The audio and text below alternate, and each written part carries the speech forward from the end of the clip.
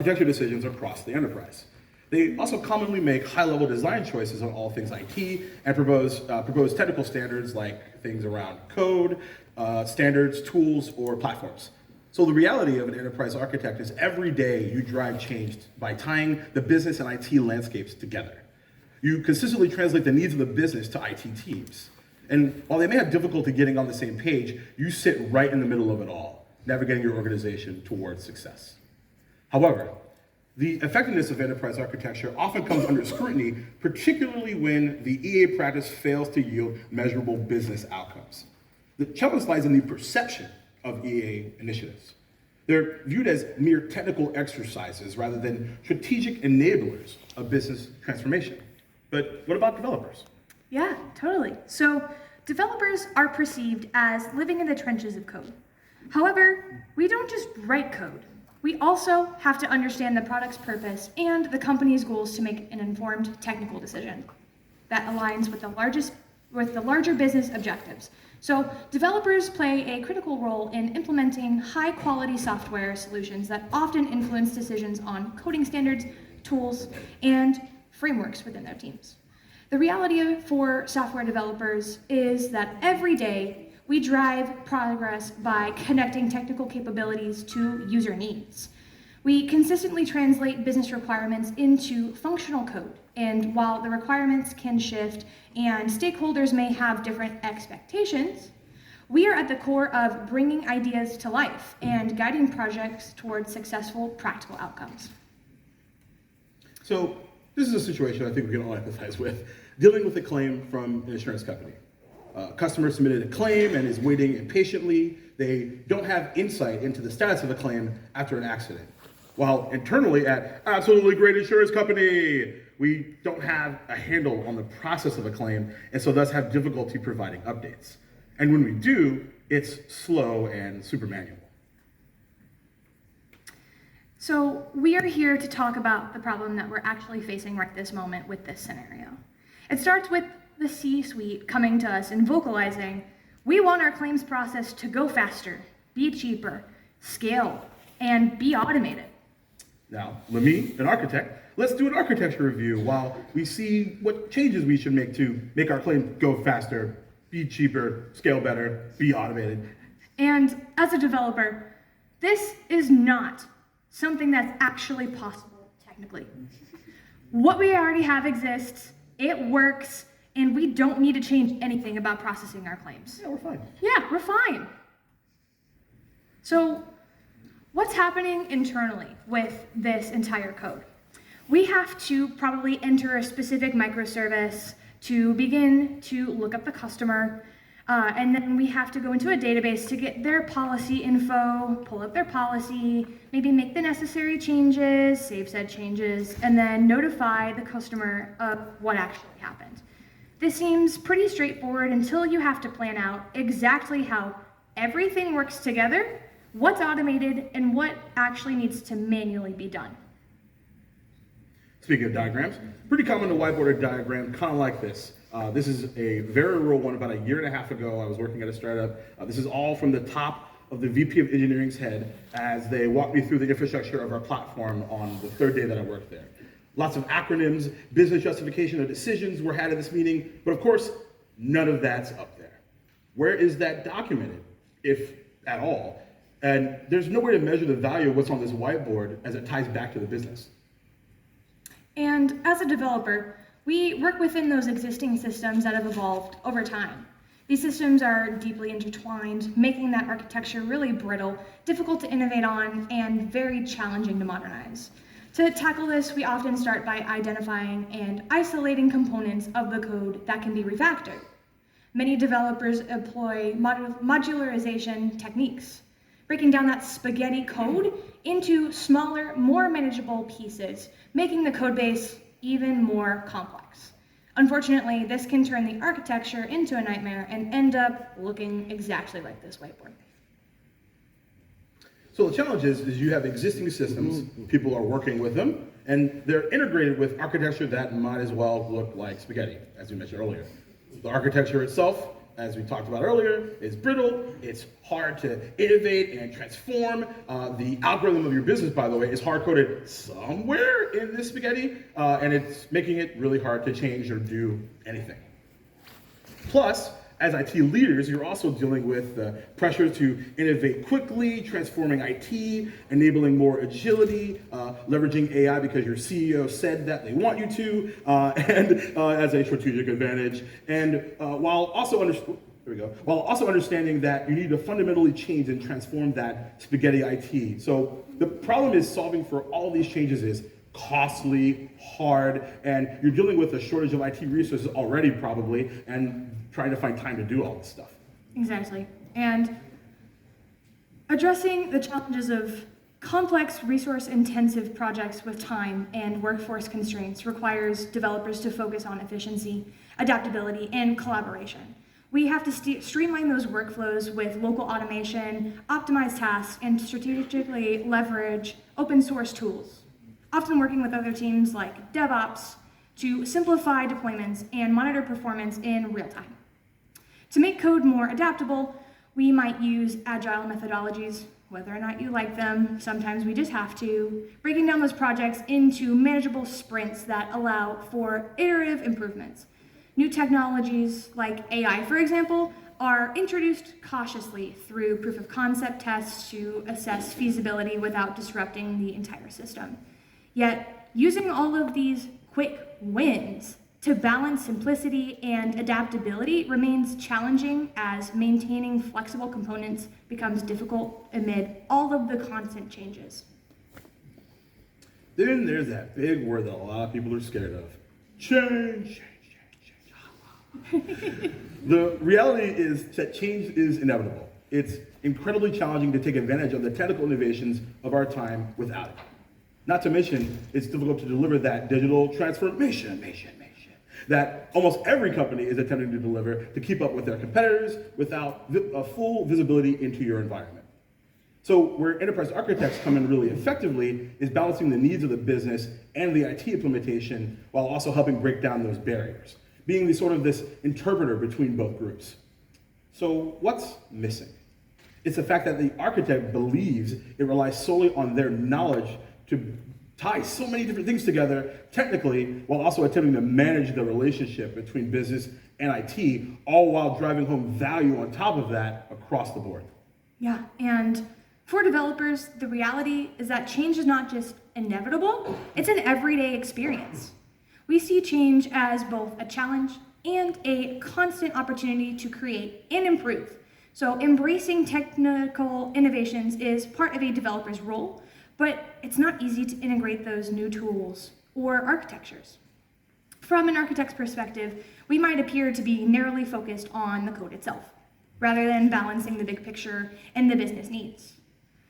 However, developers are deeply aware of the pressures for digital transformation, and we all know that delivering value depends on more than just writing the code. It requires collaboration and transparency between all parties involved. We are the ones who navigate technical complexities daily, and we often need to collaborate across roles to ensure that their work not only meets technical standards, but also aligns with the broader goals. So what sometimes is missing is the assumption that we only need to focus on the code. In reality, we know that delivering value is that interdisciplinary effort. We not need to build software, but also influence the technical landscape by adapting to rapid change, responding to those user needs, and ensuring that our work supports all parts of the company and business outcomes. So what can we do from here? So fortunately, this is where process orchestration can help. So process orchestration coordinates the various moving parts of a business process, sometimes even tying multiple processes together. It helps you work with the people, systems, and devices that you already have. At Community, we call these endpoints, which are while achieving even the most ambitious goals around end-to-end process automation. So at Community, we really focus very heavily on business process orchestration, which we really believe results in process automation. Now, people often confuse orchestration and process automation together, and it makes sense because automation is this gigantic field, right? So since the distinction can be a little confusing, while process automation and task automation are closely related to process orchestration, they're not the same thing. So task automation is the use of technology to automatically perform certain tasks without human intervention. Process orchestration is the coordination of the different tasks of a process, both automated and manual. And process automation is a mix of both to automate a process where the degree of automation can vary. So let's dive a little more deeply into this. Successful automation of end-to-end processes includes two distinct ingredients. The first is process orchestration, which coordinates all of the tasks for that end-to-end process throughout the process flow, maintaining a constant awareness of the status of each instance and what happens next. This includes automated tasks, for example, APIs, and manual tasks, for example, things being handled by clerks, in a central task list. Using process orchestration allows the gradual automation of human tasks using RPA or fully API-driven automations. It also provides the basis to inject AI into processes, for example, if you'd like. The second is task automation, which focuses on automating individual tasks. This is often referred to as local automation. So, for example, in a bank account opening process, the credit scoring of the applicant might be done by an RPA bot instead of manually by a clerk. Or, even better, an API might be doing the scoring automatically for you.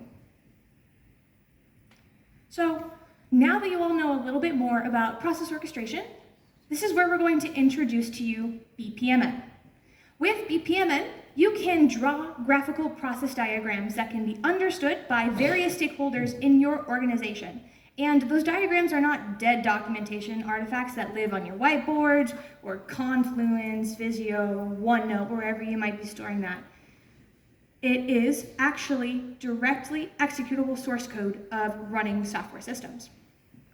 And you can even build a model across the entire customer journey using BPMN, also known as Business Process Modeling and Notation, which is the ISO standard for modeling and execution.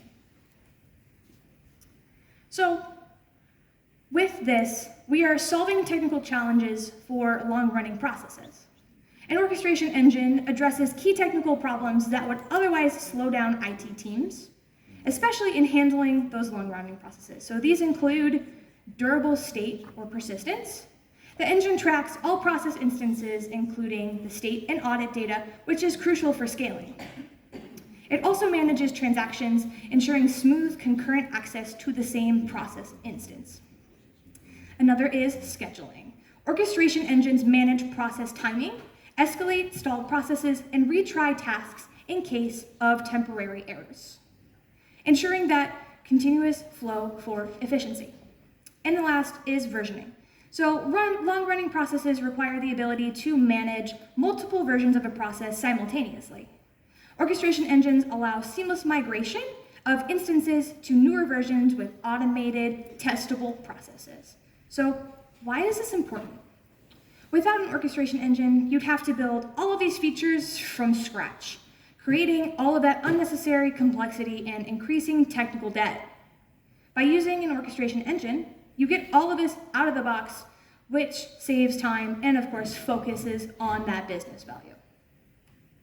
So the orchestration engine, sometimes referred as a workflow engine, is automating the control of process instances, such as starting new customer order processes and tracking the state of throughout the entire lifecycle. But process orchestration, keep in mind, doesn't mean the entire process is automated. It automates the coordination, not the entire execution. Then the engine runs an executable process model and then manages task assignment, guiding humans through necessary actions, whether that's a task list or chat interfaces like Slack, and handling the results. Then the orchestration engine communicates with both internal and external IT systems, managing things like service calls and task sequences based off of the prior task outcomes. Then orchestrated processes, of course, can last anywhere from minutes to months, and they also allow human input to influence the flow through data-driven decisions. So this brings us back to the spaghetti we were talking about earlier. Keeping in mind that business processes are the algorithms of organizations. They determine how work gets done, how decisions get made, the experience that your customers have, but business processes are hardwired within that existing spaghetti infrastructure, so it makes it really hard to change them. And also, let's be honest, they're probably not documented anywhere. So you need to untangle the spaghetti by externalizing these hardwired processes. And process orchestration is what enables you to do this. So now this is what our scenario that we were talking about in the beginning looks like with BPMN and process orchestration. Our orchestration engine runs while still using all other domains via APIs like messaging or other forms of integration that you might be using. The process itself belongs to the claims domain, and they are the owner of the process, and they will determine how the process looks based on either the business use case or internal needs, whatever is necessary. The engine is the top-level orchestrator, and it actually does not matter what domain and technologies lie behind a specific task. We can cover more or less everything here. This should result in one single point of truth, being the business process, as being the single point of governance by the domain owning it, while all other domains can and should be developed independently. Through the process model, the communication between all participants, so both business and IT, is guaranteed here. So how can I use this to drive value for my role, depending on if I'm a developer or an architect? So ultimately, such a complex transformation journey is a team effort across an entire organization. So it's really crucial to align everyone's expectations. So let's think about this diversity of stakeholders in two dimensions, alongside a vertical and horizontal axis as shown here. So starting with a strategic focus, the C-suite sets the vision and provides budget, aligning the initiative with organizational strategy and amplifying operational stakeholders' voices for fresh ideas and continuous improvements. Then on the operational side, executing strategy across domains, empowering operational stakeholders to drive adoption and share experiences for ongoing enhancements. Then on the horizontal side, sort of IT versus business here, understanding distinct focus, mindsets, and motivations. While the IT and business distinction is blurring in a lot of digitally mature organizations, alignment is still really, really key here. Then cross-departmental collaboration, aligning IT and business domains to deliver value at scale. So some key takeaways here are ensuring that the C-suite understands the tech's potential and ties it to business strategy for things like funding and leadership, focusing on line of business leaders and directors for initial adoption across 1, 2, or 3 domains, ensuring manageable capacity, and then staying open to engage with anyone interested in process orchestration. And honestly, you could use this model for introducing pretty much any new tech anywhere. So how do we build strategic value at enterprise scale using process orchestration? So we like to say that implementing process orchestration will solve a lot of these problems today and tomorrow. There you go.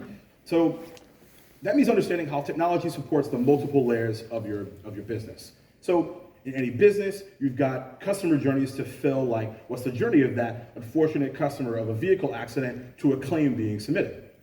So you've got internal processes to orchestrate. You need capabilities to make that happen. How claims are handled. How do they get tied to things like approval, bless you, disbursement of funds, and everything in between. I'm a polite guy, what can I say?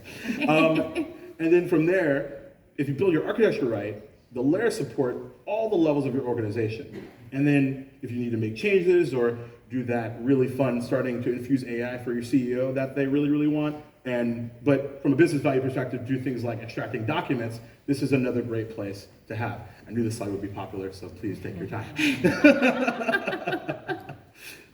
Now, we believe process orchestration is at the center of everything. So by applying process orchestration to multiple levels of your operation, that's how you really transform your business and IT architecture into these composable, reusable capabilities. That will then drive your end-to-end customer journey today, and then will enable true business agility in the long run. So again, adapting that new fun AI thing that you really, really want, and genuinely automation technologies tomorrow. So the right platform will add value to each layer of your organization, and then each line of business will understand the value. So as we look at the architect's sort of elevator going up and down, what's the developer doing? We are actually going around the world using the software development lifecycle. That's planning, analysis, design, implementation, testing, and maintenance.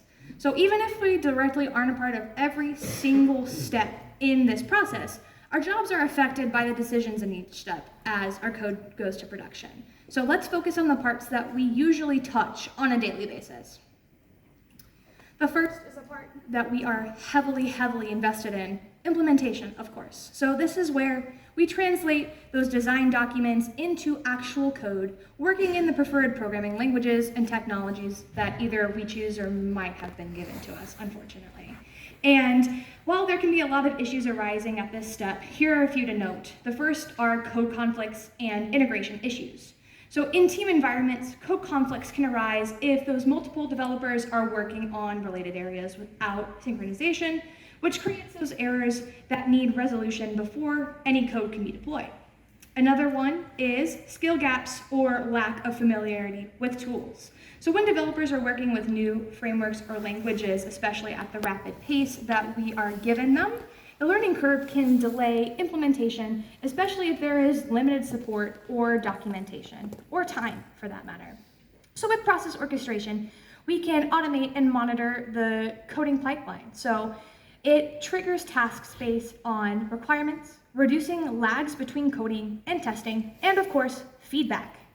Another is that it integrates across all tech stacks.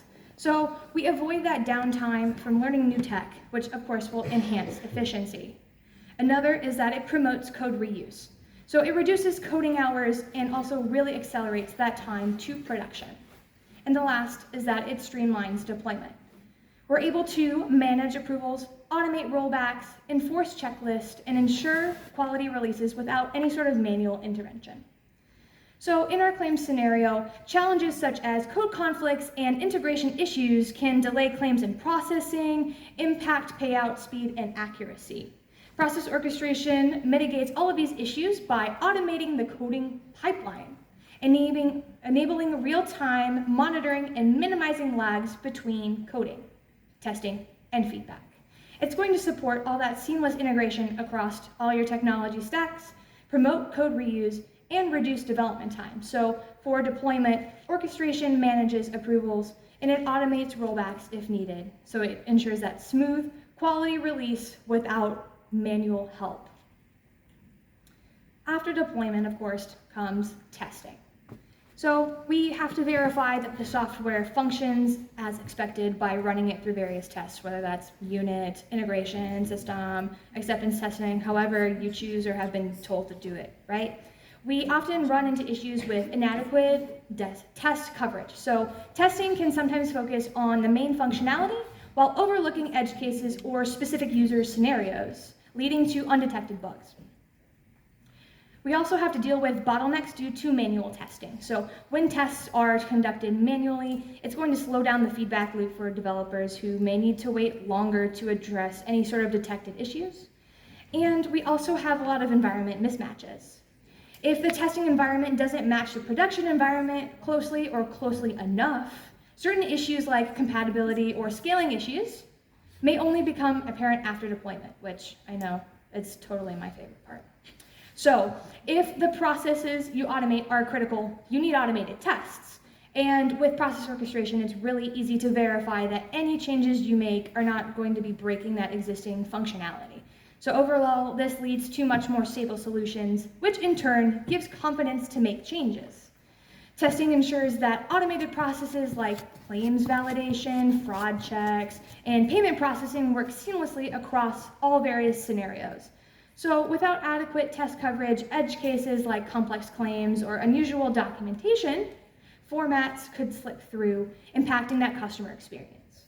And process orchestration is going to enable those automated tests, quickly verifying that changes don't disrupt critical workflows and provide stability that fosters confidence in making further updates or improvements. And the part that we all love so much, maintenance. This is where we may address issues, update the features, and ensure that the software remains functional over time. We can usually have delayed responses to bugs, so if monitoring isn't in place, teams may not detect issues quickly, which is going to impact that user experience and lead to lower confidence in the software. We also have outdated documentation a lot of times. So as features evolve, documentation can quickly become outdated, making it harder for maintenance teams to understand the current state of the code base. and complexity of updating dependencies. Over time, the software that depends on libraries or tools is going to require updates, but updating them might be complicated by any sort of compatibility issues, which might lead to additional testing and adjustments and more code. So this is where process orchestration really comes in handy. Process orchestration tools can monitor the software for issues and notify relevant teams immediately, ensuring faster response times to bugs or performance issues. Scheduled updates or maintenance tasks can also be managed through the same platform, which optimizes resource allocation. And in our claim scenario that we were talking about, maintenance might involve updating the software for new regulations, improving fraud detection, or enhancing the claim submission experience. Process orchestration simplifies this by monitoring for bugs and notifying teams immediately, enabling that quicker issue resolution. So it also automates regular updates and deployment tasks, ensuring efficient resource allocation without disrupting the claims processing workflow. So, since Camunda is paying for us to be here, here is a quick example of how we would actually be able to solve this scenario. I promise this will be super, super quick. We're gonna run through this really fast. So Camunda choreographs all of this in a cloud-ready, high scalable, and highly performant solution. We implement the BPMN and DMN standards as a common language for all automation stakeholders and have a uniquely developer-friendly and open architecture that enables necessary integrations across the entire domain of automation. Camunda allows you to automate your business processes in their entirety with end-to-end orchestration that connects all involved people, systems, and devices. All right. We're done, I promise, that's it. So now that both the architects and the developers have finally found value in their process orchestration, we have a common ground to Together talk to the C-suite. woohoo! So we can go up to them and say, we now have process orchestration, and not only do we understand how our claims process works, we're able to collaborate together much better, and now that we're on the same page, we can speak the same language. So here's the strategy of how we move faster, scale, innovate, and drive down costs. The result? A customer that receives updates about their claim automatically, and what is already a likely stressful time in their lives is at least no longer worried about what happens next. Yay, teamwork! Let's go! Woo! So what actually does happen next?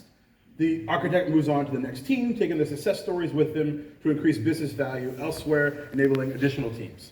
Then the developer coordinates and continues to drive business value within their scope. So let's take a closer look at what happens in these enterprise adoption phases. Starting with launch, defining goals, scope, roadmap, aligning with stakeholders around IT, business, and management, clarifying adoption architecture, responsible teams, for example, sort of excellent setup plan if you go that route. Selecting a team to kick off that first lighthouse sort of POC project, demonstrating value and gaining visibility, and then sharing successes, really important here to build things like momentum, and then documenting learnings for future use. Then from an establishment perspective, expanding adoption to 1, 2, or 3 domains, creating like a federated delivery model. Then the center of excellence comes back in and shifts to enable teams and mature the orchestration platform. Then from there, you develop a structured use case discovery process and then share the value across the organization. Then at the scale phase, you expand your orchestration efforts across more teams and more domains. Then the COE evolves, like a Pokemon, offering smart low-code features and accelerating value. Then continuously refining and aligning orchestration to business needs, driving that innovation we all want. Then bonus points, cross-phase practices, establishing proactive and program management, and proactive program management, lots of keywords, and communication, and then tracking things like KPIs around things like efficiency and use cases in production. Then sharing value, lessons, and best practices to build a overall process mindset and generate new use cases. Big culture fit there. So let's review what we just talked about. First, it is really easy to visualize and implement the truth in every environment. Architects aren't just whiteboarding a pipe dream, and for developers, the code can be reused, the tech stack doesn't change, and there's no ramp-up period to get any of this working. Second is that business and IT are on the same page. So it is easier to collaborate with all the roles of the company when you're able to speak the same language, in this case, BPMN and process orchestration. And if you forget about everything that we talked about for the last 30 minutes or so, here's what to do first. Please start with that top level strategic diagram, and then model the business process and work down from there, implementing the code, adding those changes, and doing what's next. So, if you want, you're ready to experiment with your own processes and applications, you can sign up for a community free trial at community.com, and it's a great place to start, top level strategic diagram, for example. We also have a community forum where you can join the conversation with other enterprise architects, devs, business folks, as they explore Commundo or something else, and just an overall process orchestration ecosystem. We also have a Twitch channel where we have a show called the Orchestration Hour, where we're talking about all things process orchestration and BPMN battles, which is way more fun than I thought it would be. Sometimes I host it. Samantha puts together prompts for different BPM sort of pitches around, and it's not just business processes. Like we had one recently about creating a process around farming dragons. So it's really zany and very fun. So come check it out. And of course, we also have a lot of programs, free options, Community Academy, a bunch of stuff. Yes, and of course, if you want us to send you information about BPMN or process orchestration, or the slides to this talk, including links to more resources to learn more, please come visit us at the booth. We are in Pavilion 3, that's booth E343. And if you want, we have a couple more pieces of information that you can take either here or at the booth, more about process orchestration, more about enterprise process orchestration as well. We have our co-founder's brand new book, as well as you can ask those questions here. If you would like, we also have our lovely Kamundi back here, Aubrey. She's raising her hand. Yes, beautiful. She has more information for you as well. Yeah, and actually a lot of the architect stuff from this talk is in this book, by the way. So, of course, this is just 30 minutes of a conversation. There's a lot we can show you. We take time. We're going to make it kind of I try to get the talk as tight as we could, so we have a lot of time for questions. But meanwhile, if you think of something afterwards, you can email either one of us, find us on LinkedIn, social media, and lastly, thank you. Of course, here at the last day of Web Summit, so everyone's all tired. Yes. So yeah, we'll open it up, and thanks for listening. Thank you so much.